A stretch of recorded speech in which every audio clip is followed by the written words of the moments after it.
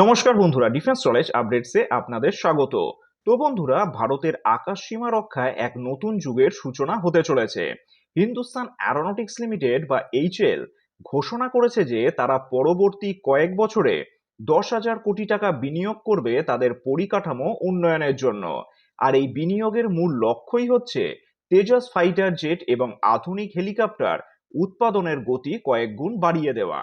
আর এটি কেবল একটি ব্যবসায়িক সিদ্ধান্ত নয়, বরং ভারতের আত্মনির্ভর হওয়ার পথে একটি বিশাল পদক্ষেপ।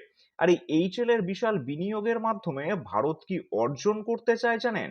তাহলে দেখুন, বর্তমানে এইচএল বছরে প্রায় 8 থেকে 16টি তেজস তৈরি করতে পারে, কিন্তু এই বিনিয়োগের ফলে উৎপাদন ক্ষমতা বছরে 24টিতে নিয়ে যাওয়ার লক্ষ্য রাখা হয়েছে। হেলিকপ্টার ফ্যাক্টরির আধুনিকীকরণ করা হবে, যাতে লাইট কম্প্যাক্ট হেলিকপ্টার প্রচন্ড এবং অ্যাডভান্স লাইট হেলিকপ্টার দ্রুত উৎপাদন করা যায়। এছাড়াও তেজস এবং অন্যান্য বিমানের জন্য দেশীয় ইঞ্জিন তৈরির পরিকাঠামো তৈরি করবে। বর্তমানে ভারতীয় বায়ুসেনার ফাইটার স্কোয়াড্রন সংখ্যা কমে 32-এ দাঁড়িয়েছে, যেখানে 42টি থাকা প্রয়োজন। দ্রুত তেজস উৎপাদন হলে মিগ-21 এবং জাগুয়ারের মতন পুরনো বিমানগুলোকে দ্রুত অবসরে পাঠিয়ে আধুনিক বিমানে আকাশ সাজানো সম্ভব হবে। এছাড়াও চীন ও পাকিস্তানের সাথে টু ফ্রন্ট ওয়ার মোকাবিলা করতে হলে ভারতের আধুনিক বিমানের সংখ্যা দ্রুত বাড়ানো প্রয়োজন।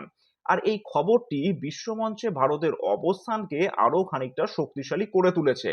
তার কারণ হচ্ছে, ভারত আগে বিশ্বের বৃহত্তম অস্ত্র আমদানিকারক ছিল, আর এখন ভারত মিশর, আর্জেন্টিনা এবং দক্ষিণ পূর্ব এশিয়ার দেশগুলোতে তেজস বিক্রির চেষ্টা করছে।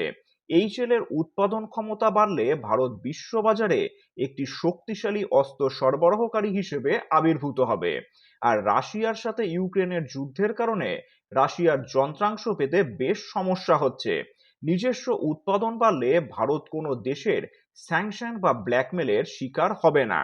এই বিনিয়োগ এবং উৎপাদন বৃদ্ধির খবর নিশ্চিতভাবে ইসলামাবাদ এবং বেজিং এর কপালে চিন্তার ভাঁজ ফেলবে।